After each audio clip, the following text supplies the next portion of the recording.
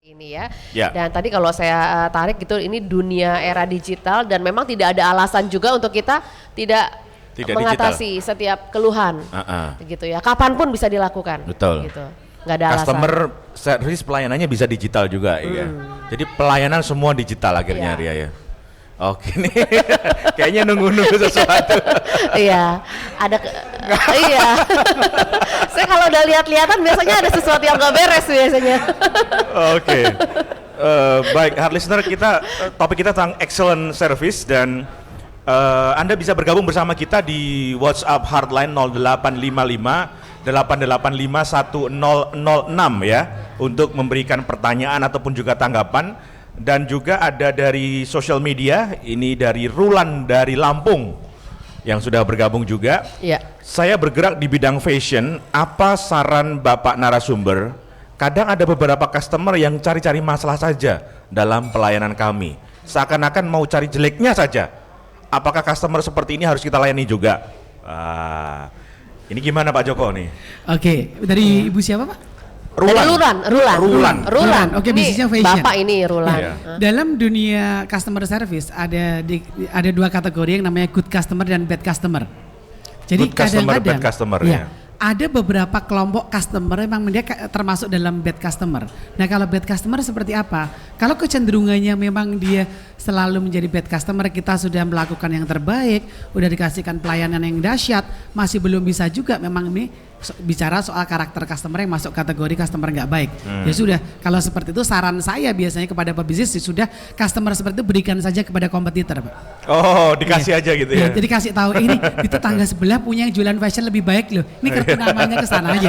Jadi biar yang pusing-pusing diatur sama kompetitor, Pak. Jadi memang ada kalanya seperti itu, Pak. Di rumah sakit itu juga mereka punya blacklist customer, Pak. Jadi ketika mereka ada customer datang selalu melakukan sesuatu yang tidak benar dalam tanda petik, ini membahayakan. Itu masuk kategori. Jadi hari kita layani tidak dengan tidak baik, secukupnya. Nah, oke. Secukupnya tapi tetap sesuai dengan prosedur yang ada. Seperti itu. Pak Danet ada tanggapan? Memang saya setuju dengan Pak Joko, memang kadang-kadang ada yang namanya bad dengan good customer. Ya. Saya ingin tambahkan sedikit bahwa dalam melihat customer juga kita harus melihat yang namanya lifetime profitability customer. Jadi kalau kita melihat customer tuh sebenarnya golongannya ada 4 kalau saya nggak salah. 4 Pertama, golongan. dilihat dari account-nya ya. Jadi yang pertama platinum. Platinum itu adalah customer yang memang account-nya besar. Jadi dia sering belanja, tiap belanja banyak gitu, itu platinum. Yang kedua adalah gold. Gold itu di bawahnya platinum gitu ya. Terus ada copper itu yang biasa-biasa aja. Terus yang terakhir namanya iron. Iron itu ya yang kadang datang, kadang enggak. Dan sekalinya beli account-nya kecil gitu. Sedikit gitu beli. Nah, dalam menghandle komplain seperti ini dan menentukan apakah dia bad atau good customer, kita juga harus melihat apakah memang dia masuk ke golongan yang platinum, gold, iron atau yang copper ini tadi.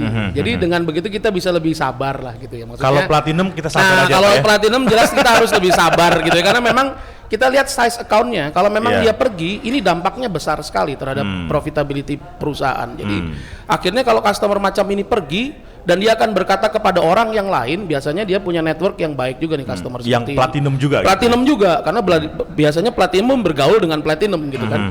Dia akan bicara nih ke orang yang lain. Jadi memang harus hati-hati sekali dalam melihat apakah memang customer ini harus digimanakan gitu ya. Oke. Pertama kalau saya lihat bad atau good tadi seperti Pak Joko bilang, bahwa memang orang ini ada yang resek banget gitu ya. Udah dibaikin, kita udah istilahnya nyembah tetap aja masih ngelunjak seperti gitu ya? ini, ngelunjak gitu ya. Tetapi ada baiknya juga kita lihat dia masuk golongan yang mana nih. Itulah kenapa kita harus punya yang namanya customer database.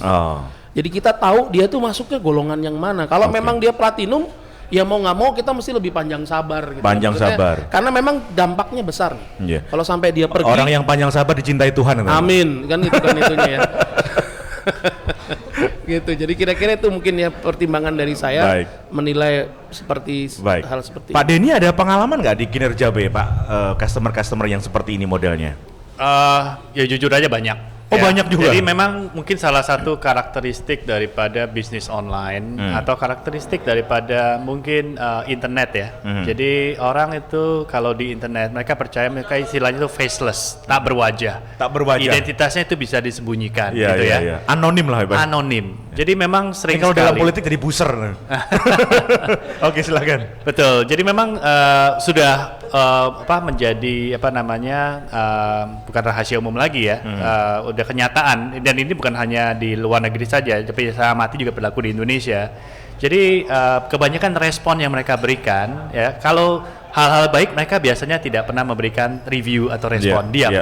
Tapi kalau ada hal yang kurang sedikit saja, wah itu bisa di blow up. Ya, jadi biasa isi review itu memang kebanyakan konotasinya cenderung tidak terlalu positif begitu untuk bisnis online. Oke, karena memang karakteristik daripada online itu sendiri. Ya. Nah, jadi dari kami sebagai pelaku bisnis online, ya itu tadi harus panjang sabar. Karena orang akan melihat bagaimana respon kita terhadap tanggapan yang kurang positif tadi. Jadi pelanggan itu memberlakukan waktu seperti uang begitu ya. Betul. Sementara di pihak pengusaha harap-harap cemas. Takutnya akhirnya kalau beralih. Jadi bagi kita percaya selama kita memberikan respon yang profesional, yang positif ya kan, akan tetap ada customer yang istilahnya itu akan bersifat fair, bersifat cukup wajar gitu ya, dan mereka akan tetap menjadi pelanggan setia kami ya kan. Kalau begitu mereka melihat bahwa semua tanggapan itu kita tetap layani dengan baik. Kita tidak istilahnya kepala ikut panas gitu loh, ya kan. Nah itu yang biasa berlaku di dunia online. Oke. Bagaimana Pak Guntur? Sama juga? Kalau di kalau online memang sama sih, sebenarnya sama banyak kayak gitu. Cuman mungkin kalau pengamatan saya sih mungkin justru yang platinum yang atas tuh jarang komplain biasanya. Jarang komplain ya, tapi yang biasanya komplain tuh ya Kenapa begitulah. begitu ya Pak ya? Kenapa yang belanjanya banyak, duitnya banyak? Nah, nggak tahu nih, saya juga bingung. Jadi kayaknya nggak tahu mungkin tren atau gimana, saya juga nggak tahu. Cuman kalau mungkin dulu saya pernah ada kejadian unik sih. Jadi pernah waktu itu mungkin kalau dibilang sih mungkin kondisinya yang levelnya iron lah ya. Jadi cuman bawah belinya cuman kecil gitu. Cuman dia tuh ngomong tuh sembarangan banget, komplain mulu segala macem. Tapi endingnya dia bilang ini, wah hebat lo nih orang satu ini, dia bilang gitu. Wah lo hebat banget bro. Kenapa? Karena dapat customer kayak gue aja sabar. Dari kemarin saya sengaja nih semua seller lain yang yang ini saya giniin semua nih, cuman kamu doang yang bertahan, dia bilang gitu. Oh gitu. Saya pasti rekomendasiin ke teman-teman lo kan. Tapi cuman iron sih. Jadi market kita gitu. Tapi ya itu pernah kejadian juga kayak gitu. Cuman basicnya tetap harus sabar sih ke semuanya. Jadi kayak customer service kan semua pasti harus sabar, di mana-mana kan harus nanggepinnya tetap berusaha ini walaupun dia iron mau platinum tetap harusnya sabar. Oke. Pak Joko, kalau self service di negara kita dimungkinkan nggak Pak? Kalau saya lihat kan di negara-negara Uni Eropa mereka ngisi tangki bensin sendiri. Mereka self service gitu. Nah, kalau di kita kan memungkinkan nggak kondisi-kondisi self service itu? Sebenarnya sangat memungkinkan. Tetapi kadang-kadang pebisnis melakukannya itu tidak dengan edukasi yang baik. Contoh kalau kita lihat di outlet 7-Eleven aja. Kalau kita lihat di luar itu nggak ada sampah yang ada di meja ya. Tapi kalau di mereka Indonesia, buang sampah sendiri ya? Bersih langsung. Kalau di Indonesia nggak saus kemana-mana. Jadi merasa ingin dilayani itu problemnya adalah karena nggak semua orang Indonesia keluar negeri. Dan nggak ngerti gayanya. Ini budaya priayi Pak. Iya. Poin saya adalah sangat memungkinkan selama customer diedukasi. Jadi customer sebenarnya kalau diedukasi dia mau Pak. Kalau nggak diedukasi itu yang salah kan pengusaha. Tapi berharap sesuatu customer melakukan, tetapi dari sisi kita sebagai pengusaha tidak melakukan apapun. Jadi nggak ketemu titiknya. Jadi seperti misalnya harga naik. Harga naik terkait dengan pelayanan customer nih. Boleh nggak sih harga naik? Ya boleh. Tetapi bagaimana ketika harga naik itu dikomunikasikan dengan baik kepada customer, supaya paling tidak customer punya satu kali kesempatan membeli, apalagi loyal customer, supaya mereka tidak kecewa. Jadi sebenarnya service is talk about communication. Kalau communicationnya salah, pasti servisnya jelek. Sama ada orang datang kepada satu di toko bilang, dia tanya, Mbak permen ini ada nggak? Nggak ada. Tidak ada jawabannya benar, tapi nggak ada itu tidak cukup bagi customer. Kenapa kita nggak dikasih koma? Kasih pilihan. Permen ini nggak ada, tapi ada permen yang satu kategori yang rasanya juga lebih enak. lagi. Nah, sehingga bicara soal service is new marketing. Jadi service adalah cara bermarketing yang paling dahsyat, yang paling baru, yang paling sulit dikalahkan oleh semua orang karena yang dibina adalah people-nya. Gitu. Jadi harusnya nggak cukup hanya bilang tidak ada benar, tapi harusnya ada selanjutnya mestinya bagaimana. Tetap menjual lah harusnya Pak ya. Jadi kembali soal self service bisa nggak bisa selama customer diedukasi. Karena di online agak sedikit self juga ya Pak ya. Iya gitu. Baik. Iya. Baik, Pak Danet nih, saya pernah ngobrol-ngobrol juga bahwa Anda punya konsep customer is a baby gitu Pak ya. Kan biasanya customer is a king gitu ya. Tapi Anda punya customer is a baby gitu ya. Apa konsepnya seperti apa tuh Pak? Anaknya king kali. Oke. Selama ini memang konsep yang baku yang berkembang di kalangan pebisnis gitu ya, bahwa customer itu adalah raja yang nggak bisa salah. Jadi customer is always right gitu ya. Jadi apa yang customer mau, ya itu yang kita kasih gitu ya. Tapi saya melihat bahwa ada satu hal yang besar yang mungkin agak kurang di sini adalah unsur intimacy. Bahwa kita nggak bisa berintim-intim dengan raja gitu ya. Karena memang raja bisa itu kita dekati dengan kita, ya? Makanya raja itu kan kita dekati dengan perasaan takut gitu kan. Bener ya, nyembah-nyembah gitu ya. Sebenarnya kalau saya melihat hubungan customer yang ada sekarang, oleh karena customer itu juga sudah cukup teredukasi, bukan lagi itu yang mereka butuhkan, tetapi keintiman, ada bonding yang erat antara penjual dengan konsumennya.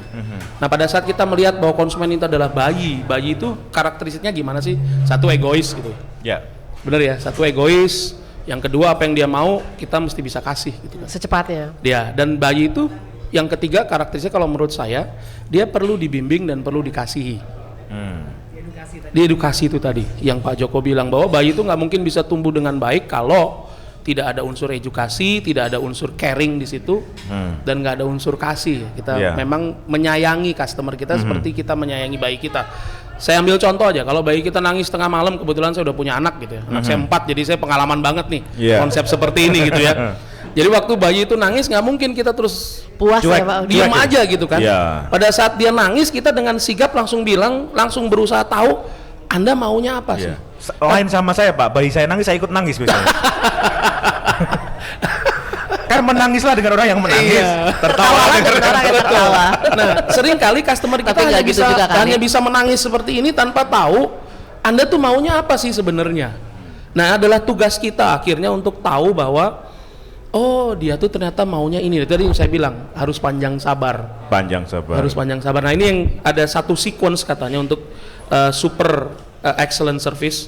Yang pertama adalah understand the customer. Jadi memahami. Tadi saya bilang kita harus paham customer kita tuh karakteristiknya seperti apa sih. Mereka tuh biasanya seperti kebiasaannya seperti apa, budayanya seperti apa, itu understand pertama. Lalu yang kedua, dengan understand kita bisa memberikan value yang lebih. Dan akhirnya ini dia bilangnya, make it easy for me. Membuat mereka menjadi nyaman. Bayi itu kalau dibuat nyaman, ya udah diem dia. Dan kita tinggal lihat lucunya aja gitu kan. Kita tinggal lihat lucunya aja, menikmati kelucuan si bayi itu. Nah itu saya melihat bahwa customer kita sering kali waktu dia komplain, dia juga nggak ngerti sebenarnya yang dia komplain itu apa. Dia nggak tahu juga dia mesti ngapain gitu. Yang mau Anda mau tuh apa. Nah itu kita menghadapi bayi, nggak terus kita banting gitu ya. Lalu kita biarkan ya mati kalau digituin kan. Akhirnya itu yang saya lihat bahwa konsep menghadapi customer tuh harus seperti itu, ada care, kita harus mengedukasi, dan ada intimacy. Intimacy gitu ya. Baik. Ada Donald di Samarinda yang juga sudah masuk di sosial media kita. Bagaimana menghandle customer yang kecewa dengan kita, tetapi sudah memposting kekecewaannya di sosmed dan menjadi viral.